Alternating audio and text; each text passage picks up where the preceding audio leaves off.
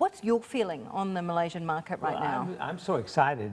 Here you have a 93-year-old guy. I feel like a young man now. You are young. And I was just reading in a newspaper, they said that Malaysia is good for the environment because they're recycling prime ministers. Well, indeed they are. So, I mean, I'm very excited by what's happened. And I think, you know, it's a sign of the times. I think you're going to see this recurring in other parts of the world. Because with this cell phones, with smartphones, people have information. You can be in the boondocks and still understand what's going on politically. So I think it's a very, very exciting development. Exciting because the new coalition is going to be positive for economic growth in Malaysia. Exciting because the market is going to become more transparent. I mean, what specifically do you like about this change? Well, first of all, if you look up the lineup of the cabinet, you have some very capable people. So in other words, the government is going to be run in a more rational and intelligent style, which is very important for business. The second thing is that, and by the way, you can't get your hopes up too much because you still have an opposition. It's still a parliamentary system. So you can't be too optimistic, but at the same time, you have some confidence at least the government will be pretty well run and efficiently run. And that's very, very good for business.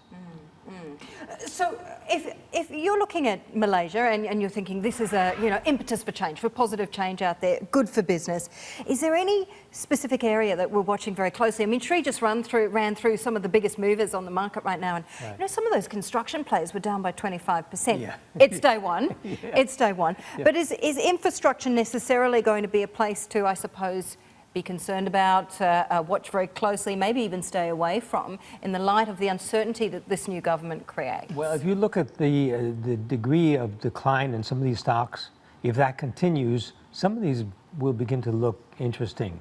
Because yes, some of the big infrastructure projects will be canceled, but construction will still be going on. There will be growth in the economy. So these construction companies will still have business.